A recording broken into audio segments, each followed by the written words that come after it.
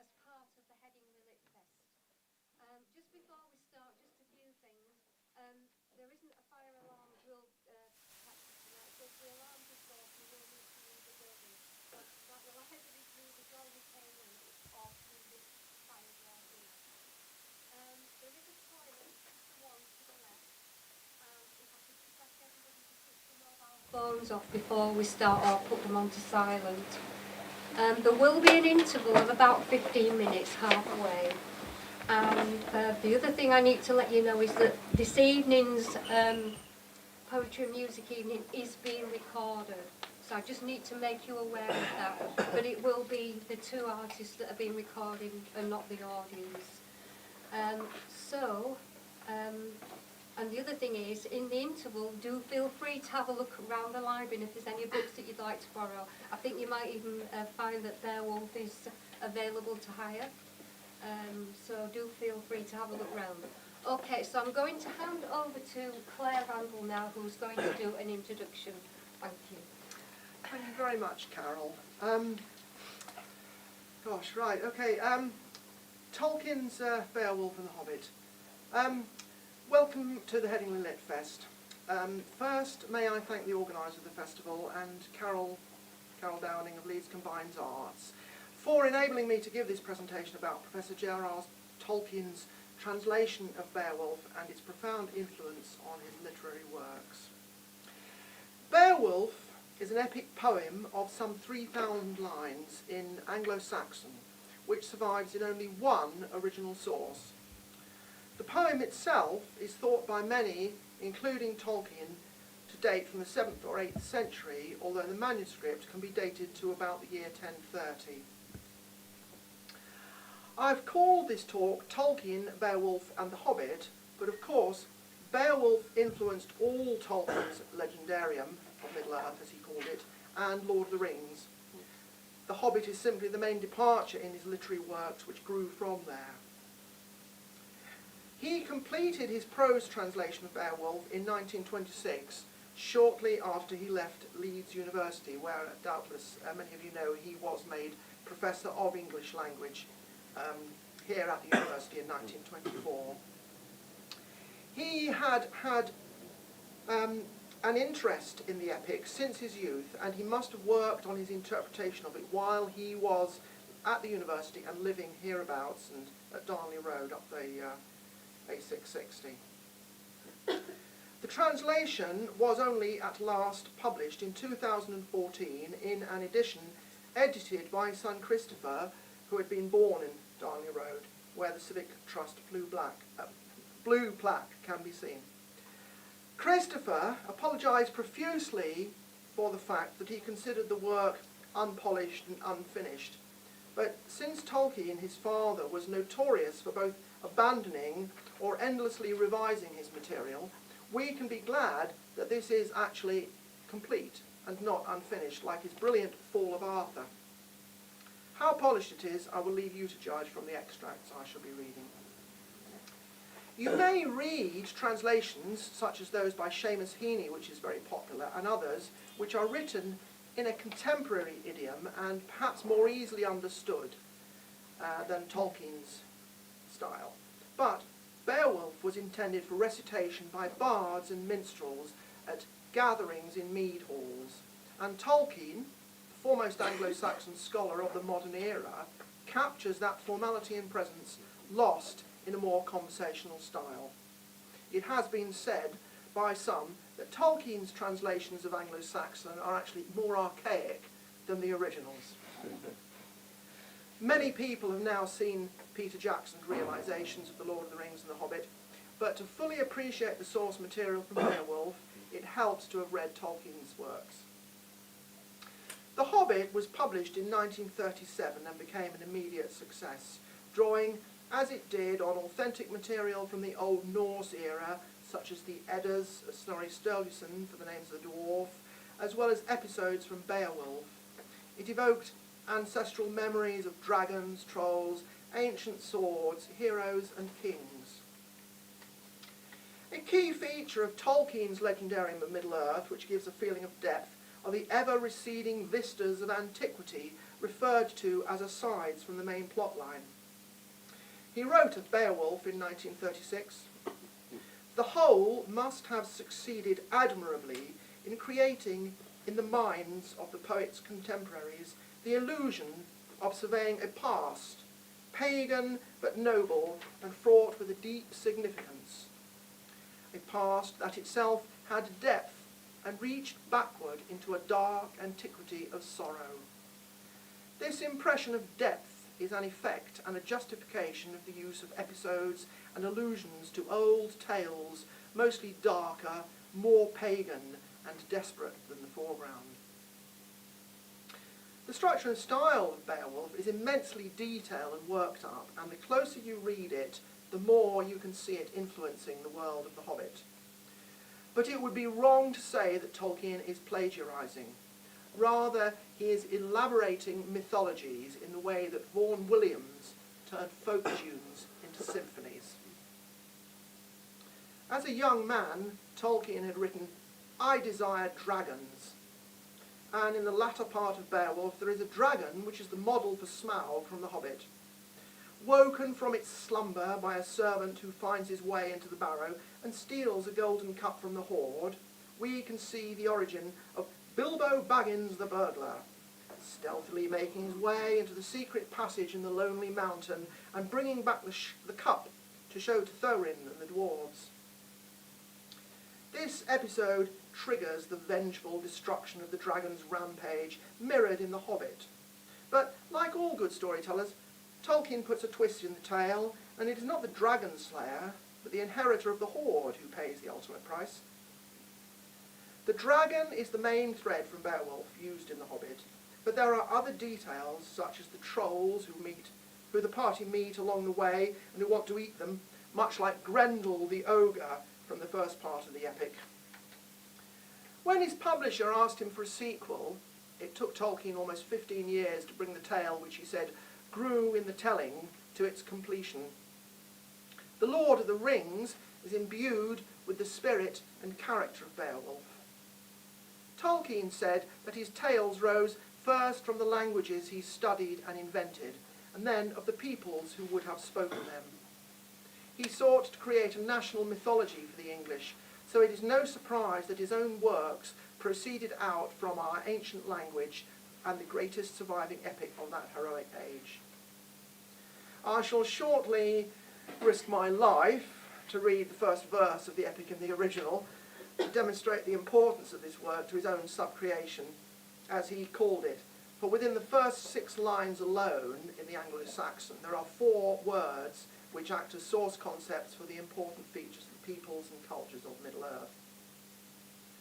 The riders of Rohan are especially enriched by the Beowulf references. As soon as line 2 of the poem, we have Theod Kninga, literally king of the people, but almost the name of the Lord of the Mark, Theoden King. In line 3, the Athelingus are noble princes, and Athelas, Kingsfoil, is the healing herb that Aragorn, prince of the house of Elendil, uses to heal the wounds given by the Nazgul.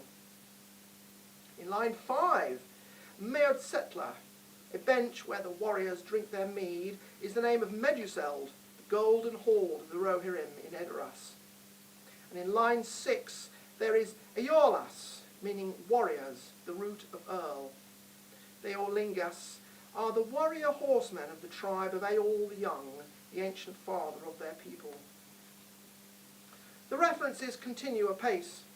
In the first section I shall read, the funeral of Shield Chafing not only has advanced echoes of the funeral boat of Boromir, the beginning of the Two Towers, but also the elven voyages to Valinor. Beyond this, the reference to the Prince's Bark reminds us of the first line Tolkien is reputed to have ever written in his Middle-earth legendarium a century ago in 1914, concerning the voyage of Eärendil the mariner in the Silmarillion. He launched his bark like a silver spark. More source material for Rohan follows. In the second section I shall read the challenge of the guard to Beowulf, leader of the Geats, as he arrives at the cliffs below Heorot, the mead hall of King Hrothgar, presages the challenge given to by Eomer to Aragorn and his companions when they rise from the field as the horsemen of the Riddermark approach. In the third section, when they arrive at Heorot, the stone-paved street and the exchange with the door warden about their lineages as they leave their weapons before they enter the mead hall to see the aged king is one of the closest matches in Tolkien with the parallel precursor in the Anglo-Saxon epic.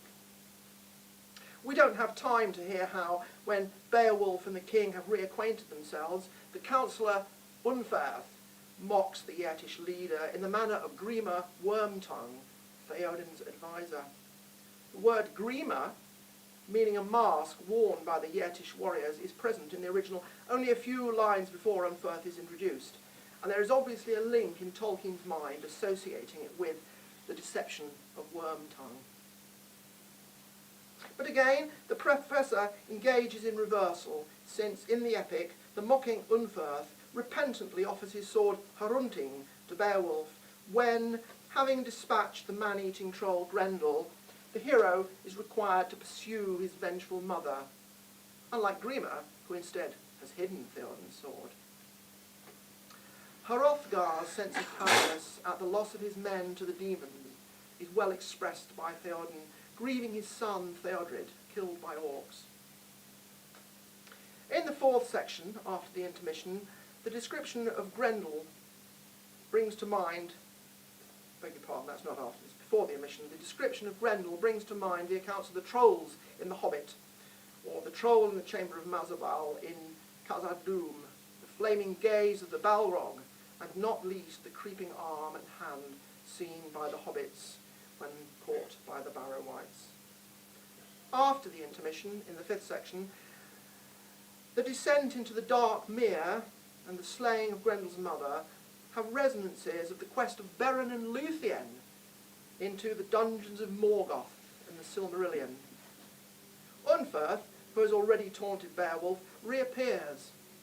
Also, particularly, the melting of the giant's sword is clearly of influence on the account of Frodo's wounding on Weathertop by the Morgul blade of the Nazgul, and the mention of Beowulf's chain mail brings to mind Frodo's mithril shirt. In the sixth section, The Waking of the Dragon, we see almost a set piece on which the tale of Bilbo and Smaug at Erebor is modelled, with many details congruent. In the seventh and final section, The Slaying of the Dragon has clear features which can be linked to Theoden's ultimate death before the winged Nazgul in The Return of the King, although there are twists, reversals, and ornamentations to the borrowed themes. One detail I cannot let pass is the description of kings as ring givers.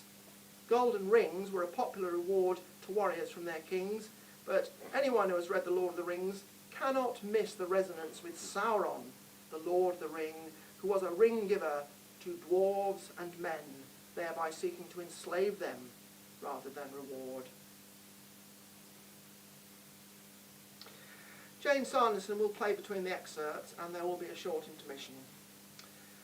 If you enjoy this evening, perhaps you might like to read further and either borrow a copy of the book from Headingley Library, or even I would urge you to perhaps buy a copy and support the Tolkien estate and the works of the scholar who restored Beowulf to its deserved place in the canon of both English literature, mythology, and the history of our land. And may I request that you reserve any applause for the ends of each half. Thank you. I will now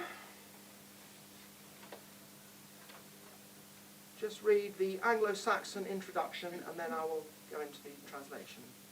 So this is the Anglo-Saxon with the several words that he's used, and some of it will be easy to understand, some of it will be completely alien, but this is Anglo-Saxon. Beowulf of shield chafing. Whet, we hiardene in Ierdagum, Theod Keninga, Thrim Gefrunon, Hu the Athalingas, Ellen Fremedon. Oft shield chafing, Sithena Threatum, Manechum Maethum, Med Settler oftia, Exod Eolas, Sithen Erest Wirth, Feshif Funden. He des Frofragibad, Wex under Walknum, Worth Mindum da, Othet him Echwelk im Sitendra, Offa Horade, Hiren Shoulder, Yomban Yildan. That was good king.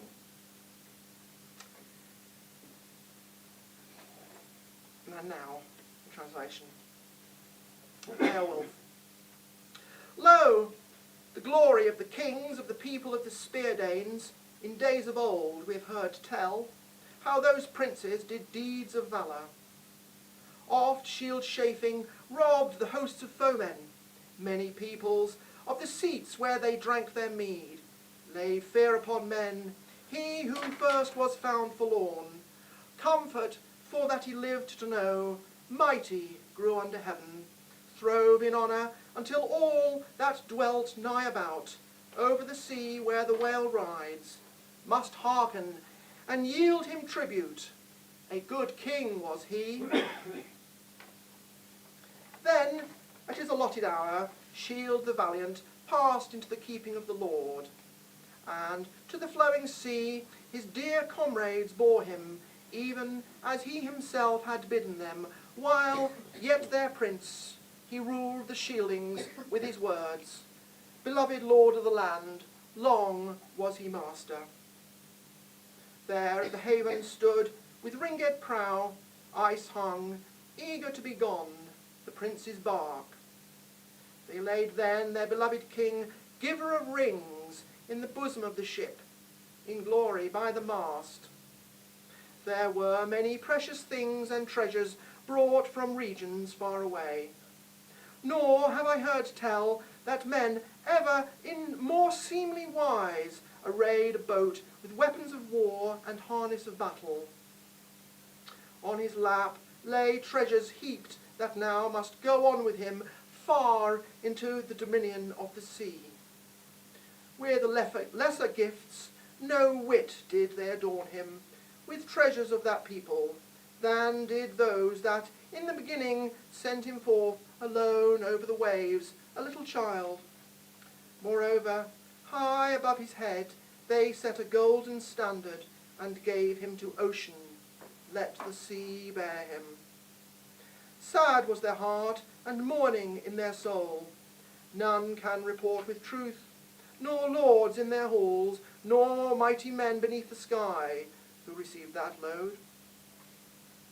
Thereafter was fortune in war vouchsafed to Hrothgar, and glory in battle, that the vassals of his own kindred hearkened willingly unto him, and the numbers of his young warriors grew to a mighty company of men. Then it came into his heart that he would command men to fashion a hall and a mansion, a mightier house for their mead drinking than the children of men had ever known.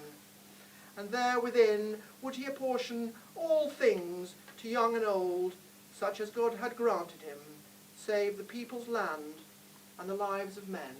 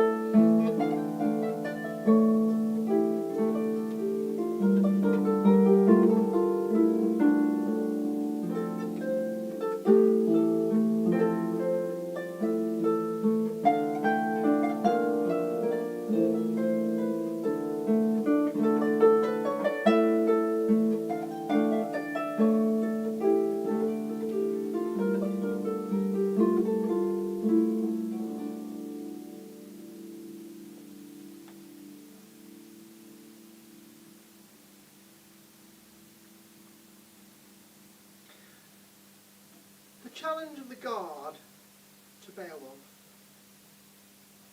Then from the high shore, the watchmen of the Shieldings, who of duty guarded the cliffs by the sea, saw them bearing over the gangway bright shields and gallant harness. Anxiety smote him in his heart to learn what these men might be. He went then to the strand, riding on his horse, Hrothgar's knight, and mightily he brandished in his hands his stout spear shaft.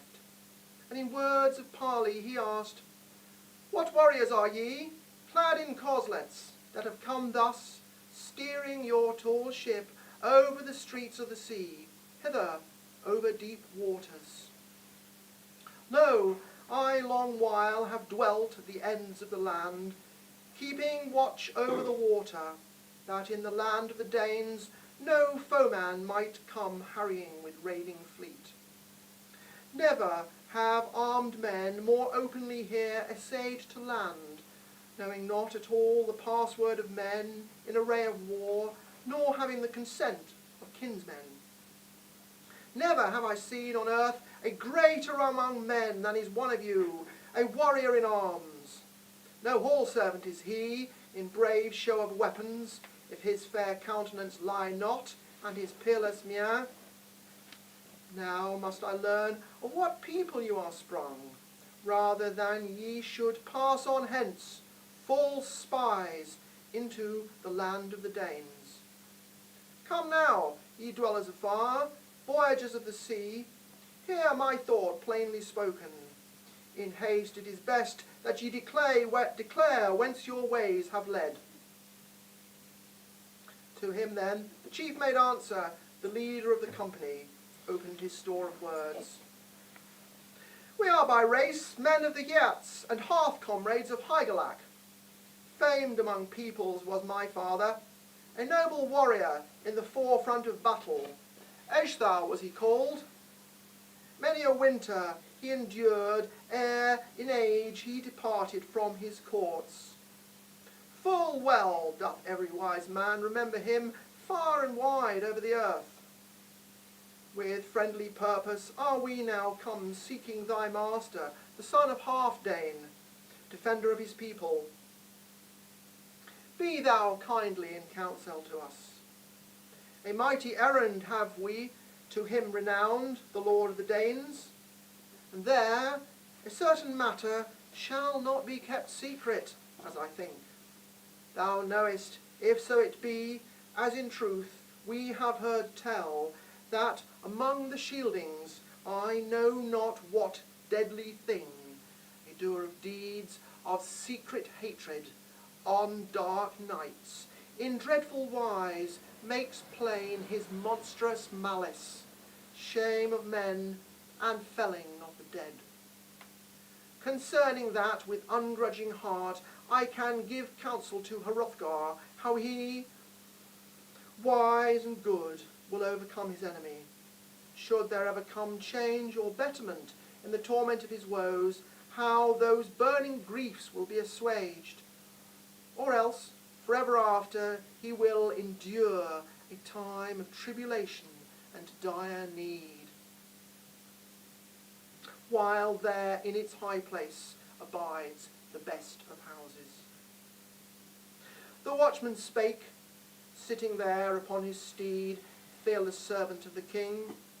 A man of keen wit, who takes good heed, will discern the truth in both words and deeds. My ears assure me that here is a company of friendly mind towards the Lord of the Shieldings. Go ye forward, bearing your weapons and your armour. I will guide you.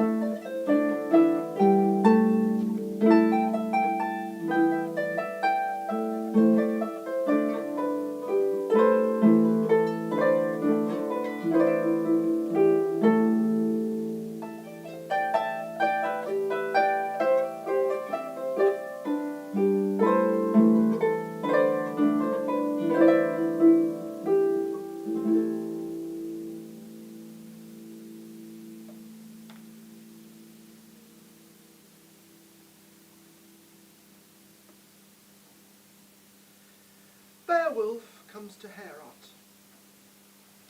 The men hastened, striding together, until they could descry the builded hall, adorned bright with gold. Foremost it was in fame of all houses under heaven, among the dwellers upon earth, wherein the mighty one abode.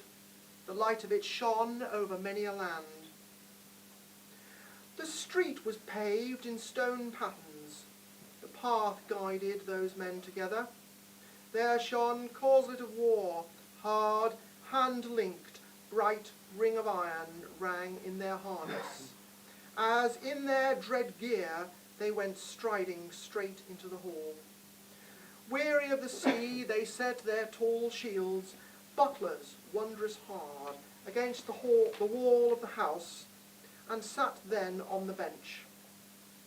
Corselets rang, war harness of men, their spears stood, piled together, seamen's gear, ash-hafted, grey-tipped with steel. Well furnished with weapons was the iron-mailed company. There then a knight in proud array asked these men of battle concerning their lineage. Whence bear ye your plated shields, your grey shirts of mail, your masked helms, and throng of warlike shafts? I am Hrothgar's herald and servant. Never have I seen so many men of outland folk more proud of bearing.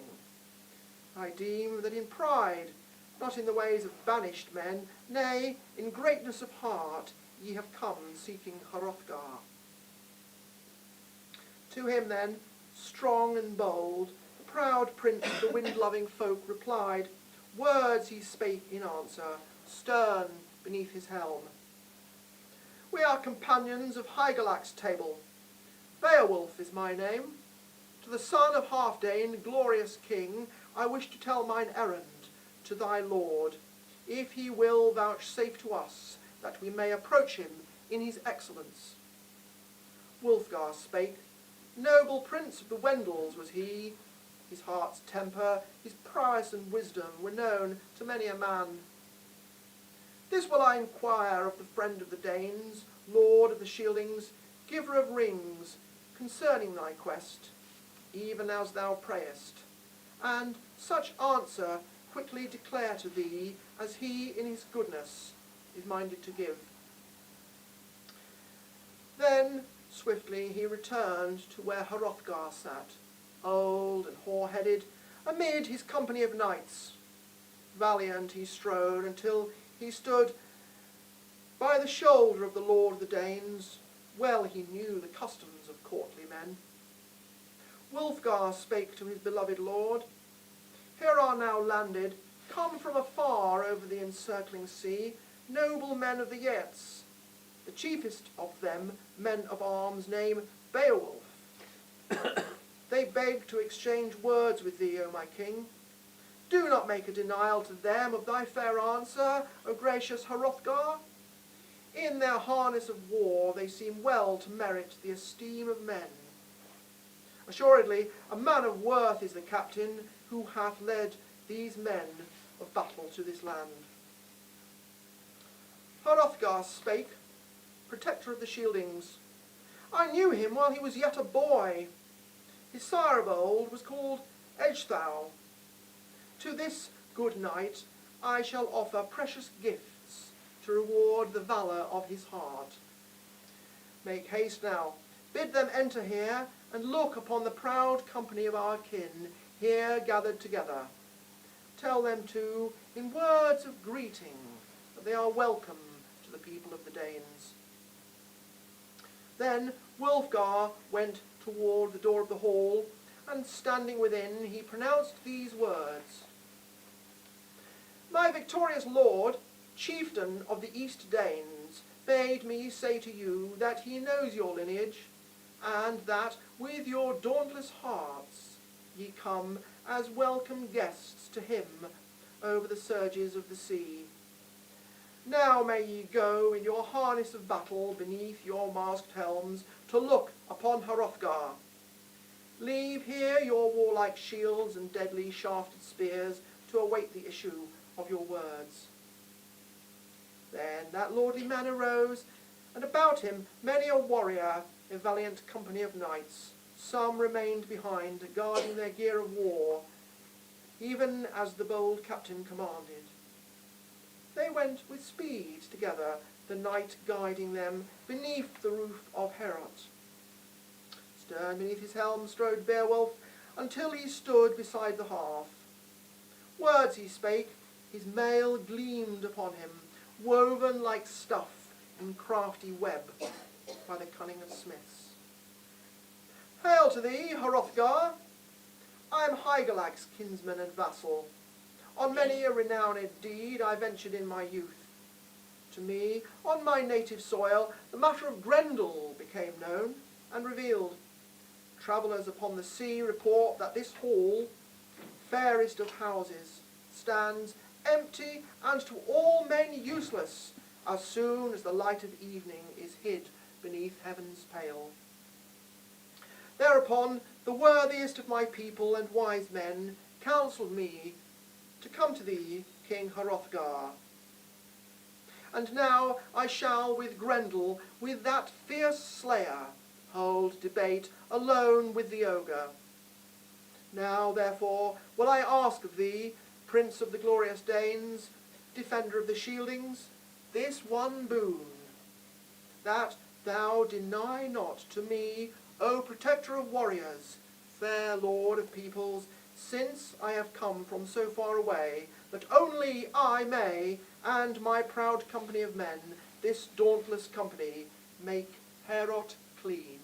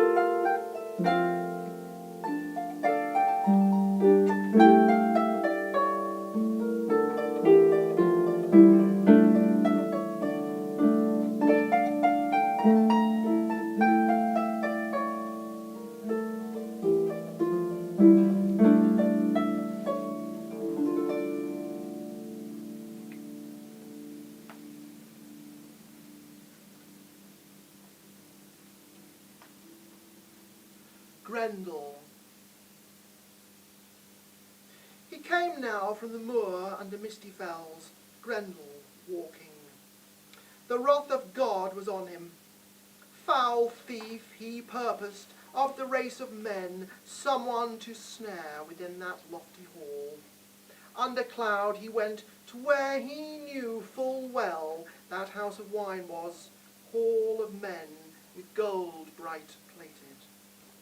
Not the first adventure that he had made, seeking for Hrothgar's home. Never in days of life before nor later with harder fortune guards in hall he found.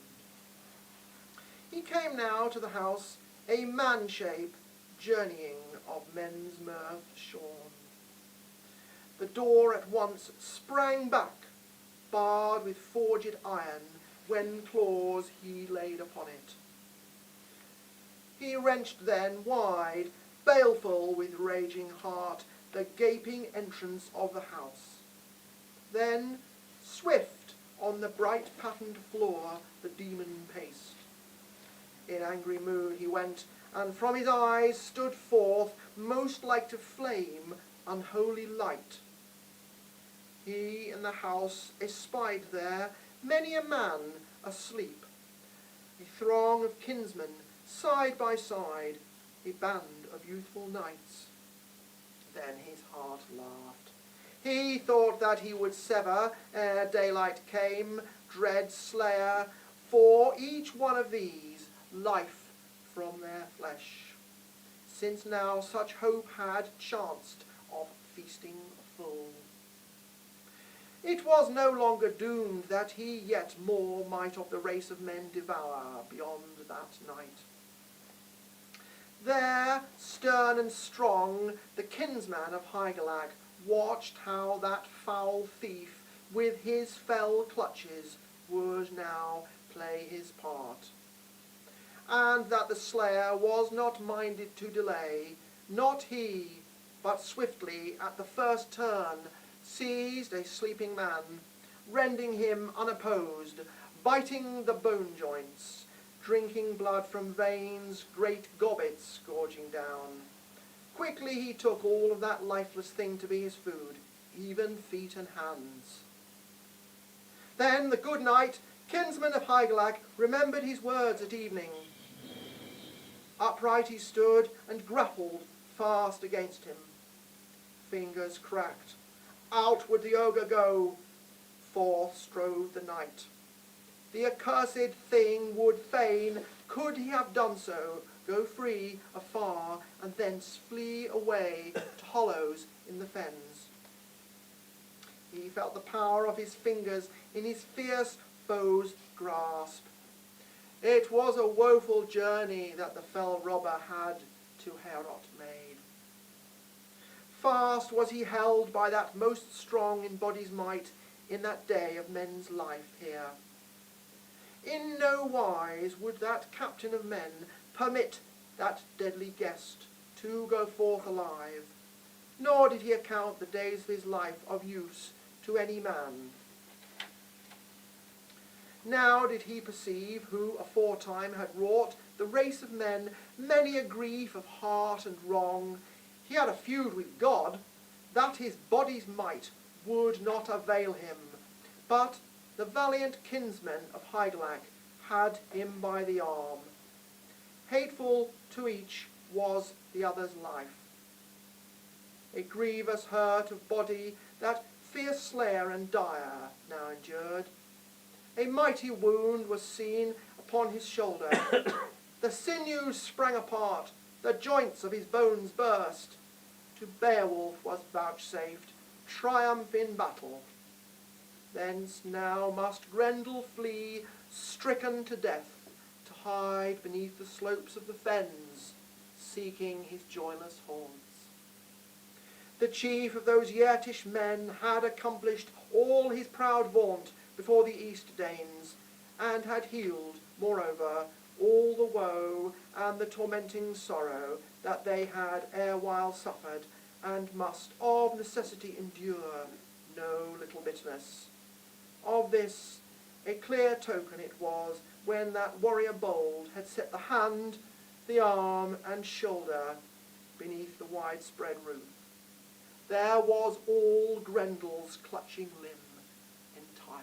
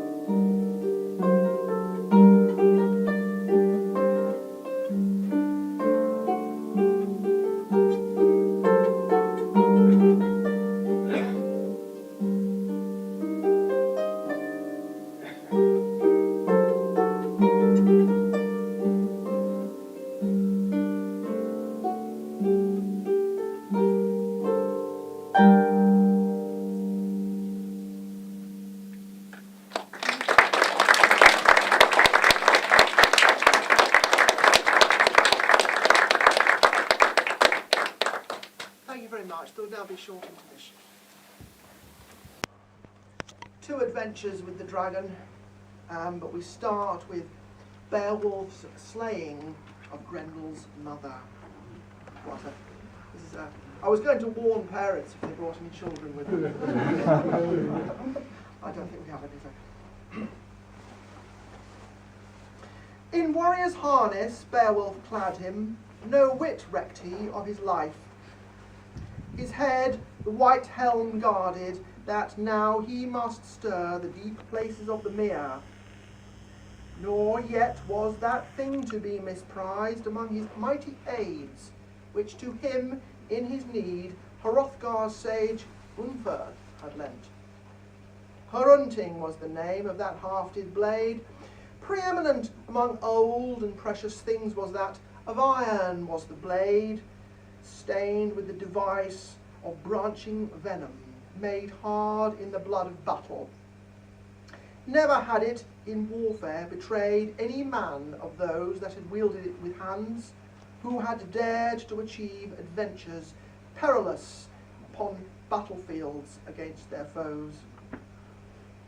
This was not the first time that it was required to accomplish valorous deeds.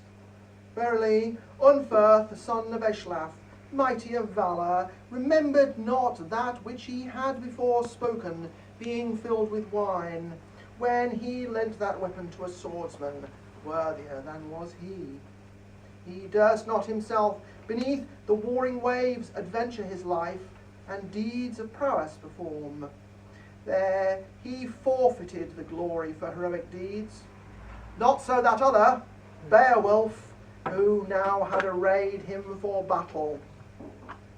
The prince of the wind-loving Yeats hastened dauntless forth. The surging sea engulfed that warrior bold.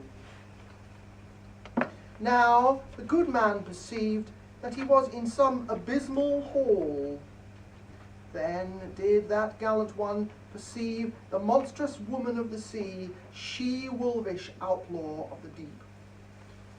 To his warlike sword he lent a mighty force, nor did his hand hold back the blow, and on her head the weapon, ring adorned, sang out its lusting song of war.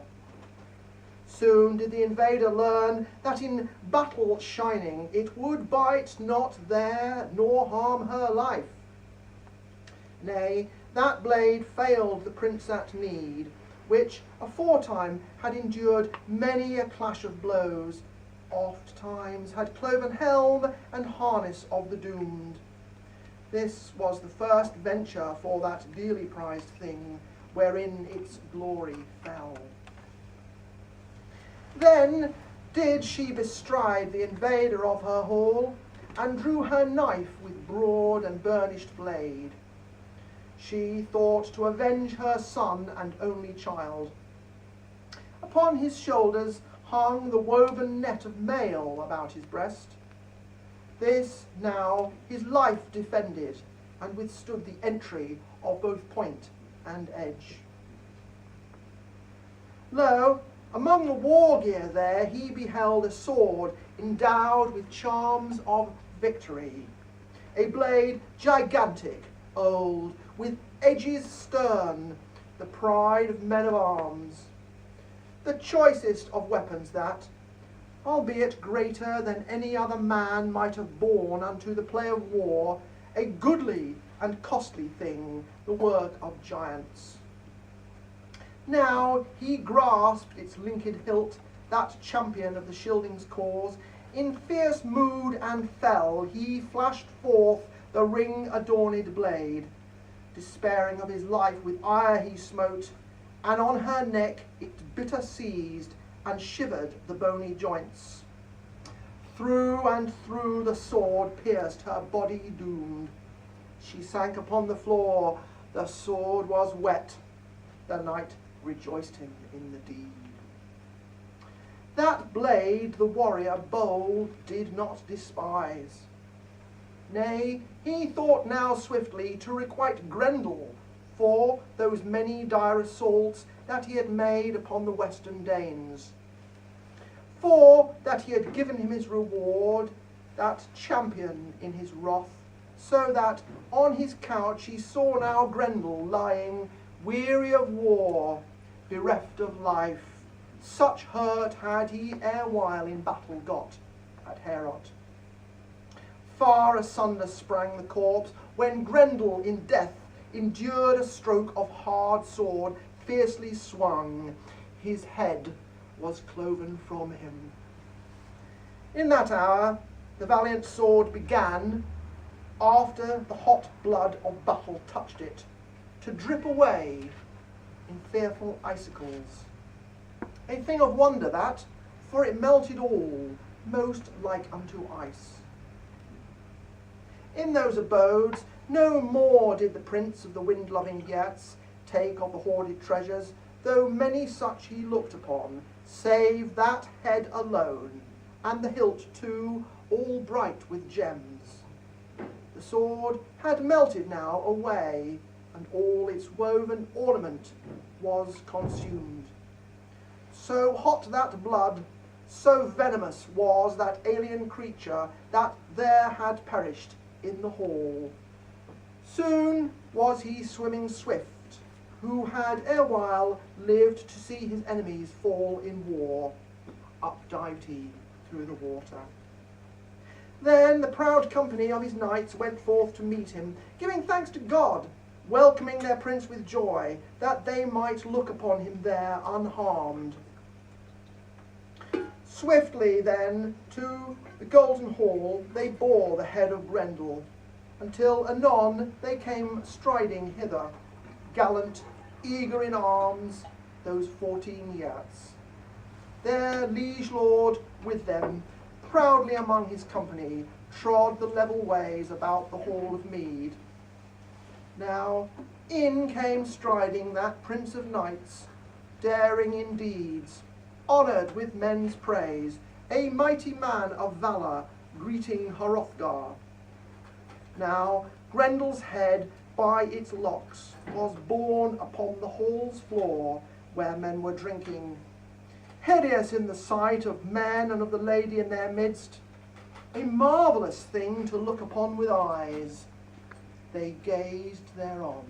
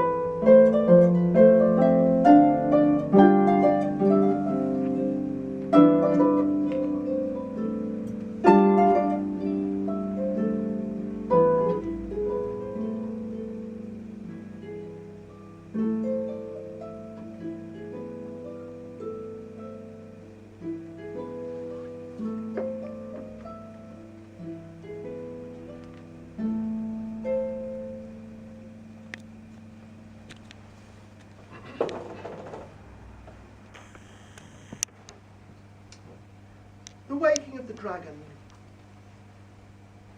This after came to pass in later days, in the clash of wars, when Heidenglac was fallen, then into Beowulf's hands came that broad realm. Well he ruled it for 50 winters. Now was he a king for many years, aged guardian of his rightful land, until a certain one in the dark nights began to hold sway, a dragon, even he who on the high heath watched his hoard, his steep stone barrow. Below lay a path little known to men. Therein went some nameless man, creeping in nigh to the pagan treasure. His hand seized a goblet deep, bright with gems. This the dragon did not after in silence bear, albeit he had been cheated in his sleep by thief's cunning. This the people learned, men of the neighbouring folk, that he was wroth indeed. Soon did the dragon bestir himself, that swiftly upon the trespasser dire terror fell, yet none the less ill-fated one, when the sudden danger came on him, he saw a treasure chest.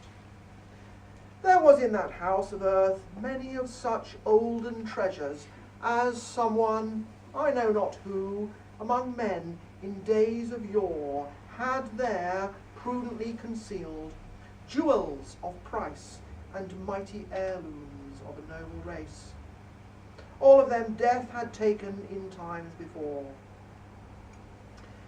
This hoarded loveliness did the old despoiler, wandering in the gloom, find standing unprotected. Even he who, filled with fire, seeks out mounds of burial, the naked dragon of fell heart that flies, wrapped about in flame. Him do earth's dwellers greatly dread. Treasure in the ground it is ever his wont to seize, and there, wise with many years, he guards the heathen gold. No whit doth it profit him.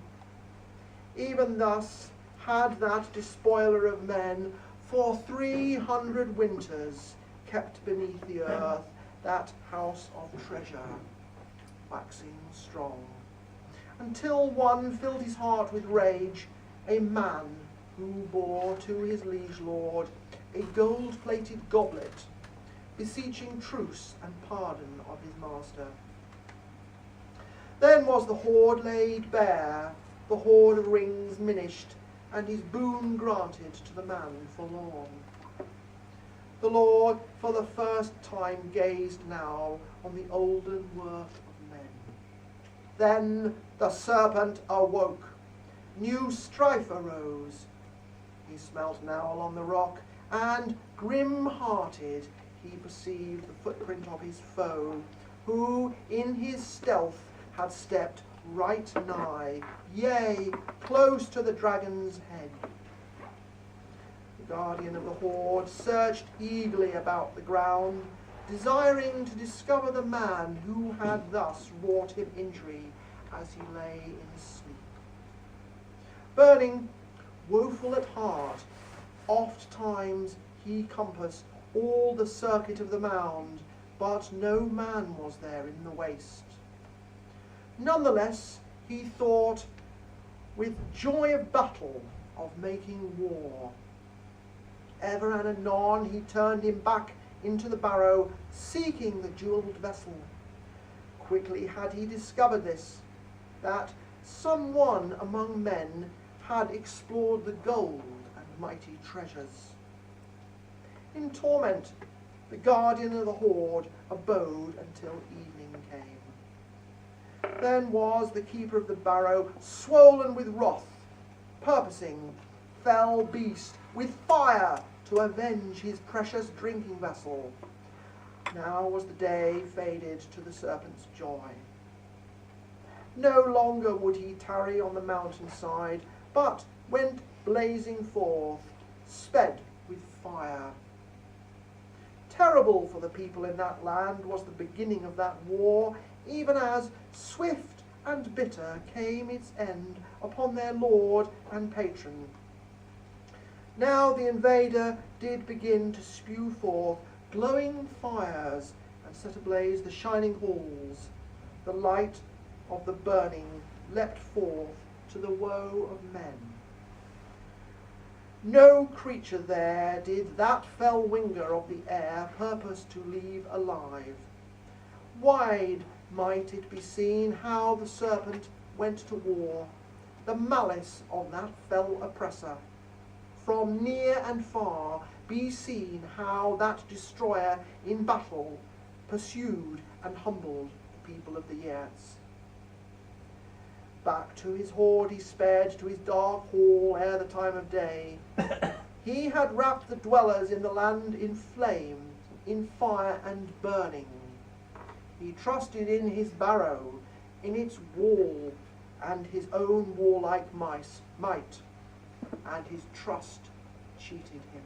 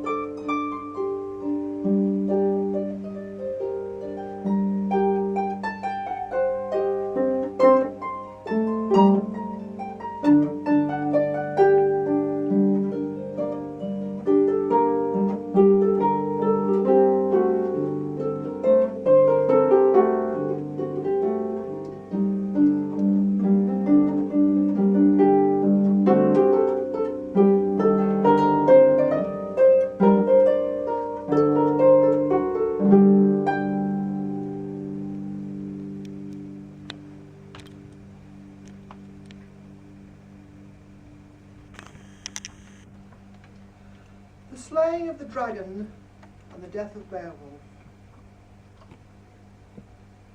Beowulf spake, for the last time, proud words he uttered.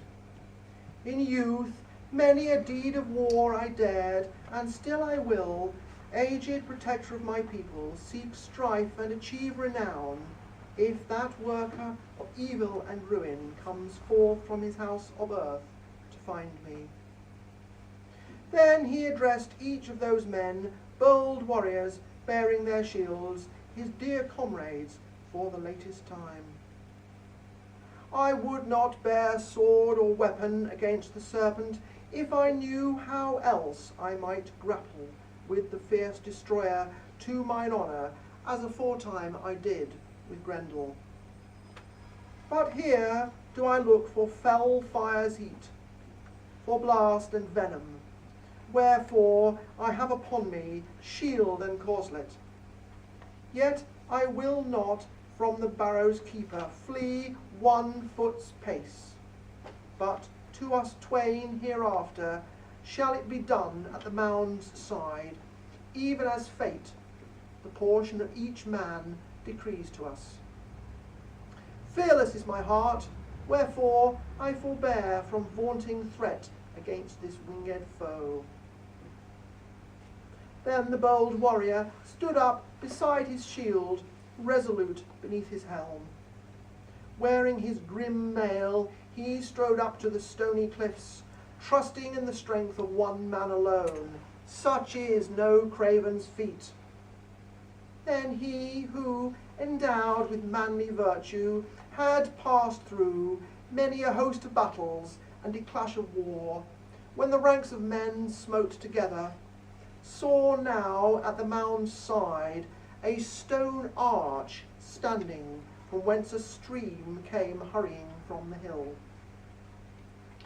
The boiling water of that spring was hot with deadly fires.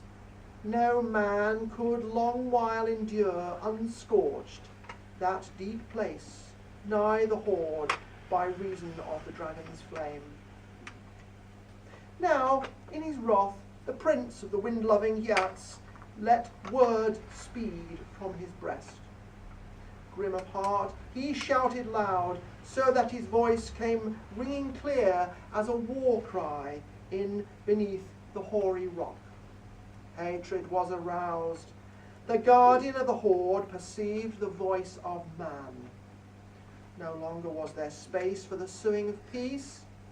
Forth came first the blast of the fierce destroyer from out the rock. Hot vapour, threatening battle. The earth rang. The lord of the Geats, beneath the mound, flung round his warrior's shield to meet the dreadful comer. Now was the heart of the coiling beast stirred to come out to fight. His sword had already the good king drawn for battle, his ancient heirloom quick of edge.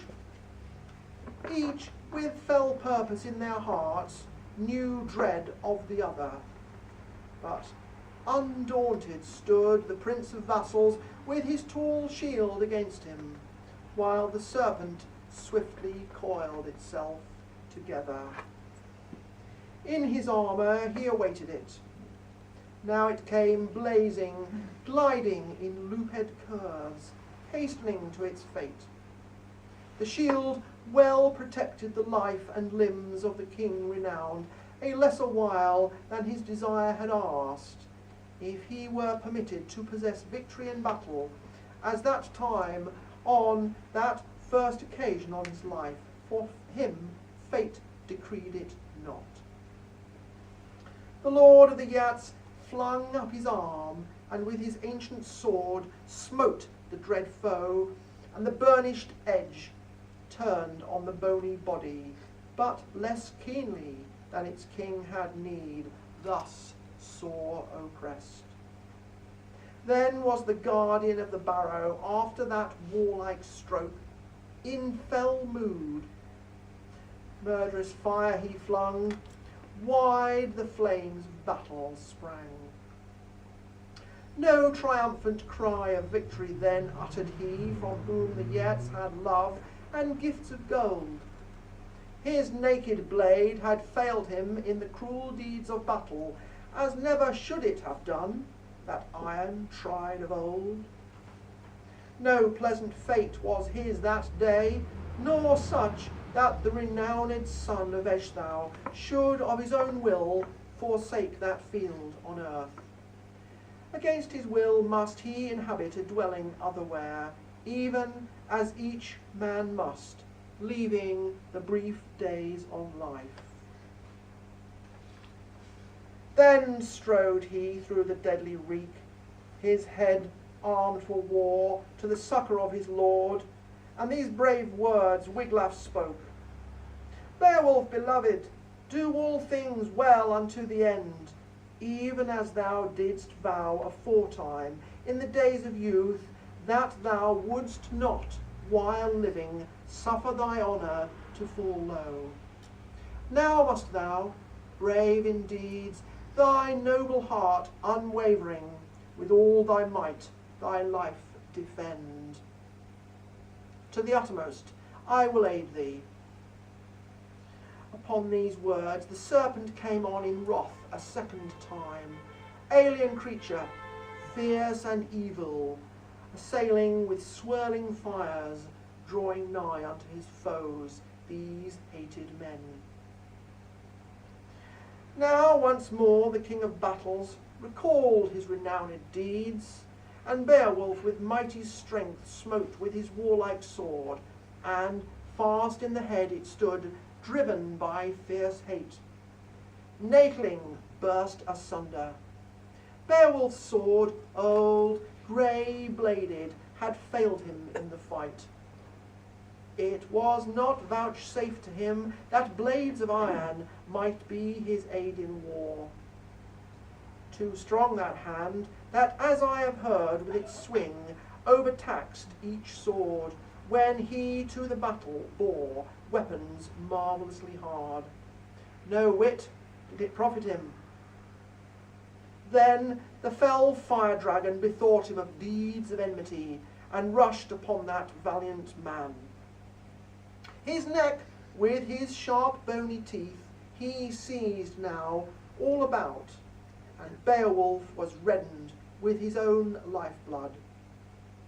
It welled forth in gushing streams. I have heard tell that in that hour of his king's need, the good man unbowed showed forth his valour, his might and courage, as was the manner of his kin. He heeded not those jaws. His hand was burned, as valiant he aided now his kinsman, and smote that alien creature, fierce, a little lower down. A knight in arms was he, so that, bright and golden hilted, his sword plunged in, and the fire began thereafter to abate. Once more the king himself mastered his senses, drew forth the deadly dagger keen and whetted for the fray that he wore against his mail. Lord of the wind-loving folk, he ripped up the serpent in the midst. They had slain their foe. Valour had vanquished life. Yea, together they had destroyed him, those two princes of one house. Of such sort should a man be, a loyal liege at need. That for the king was the last of his hours of triumph by his own deed, last of his labours in the world.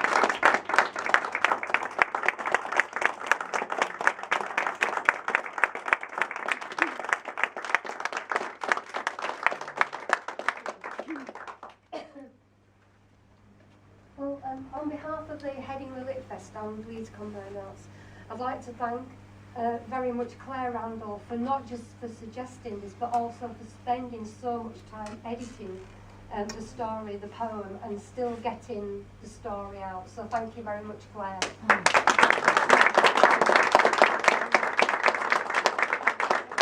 I would also like to thank Jane Sanderson for the beautiful harp music that blended in so well with the story, and for travelling over from Keighley to do that. Thank you so much.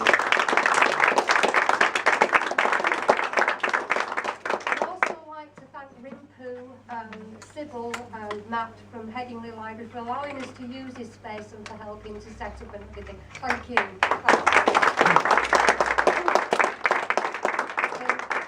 If I could just ask one thing, if you could fill your feedback forms in, because we do value your comments, so please if you could do that and hand them in, that would be great. Thanks very much everybody, thank you.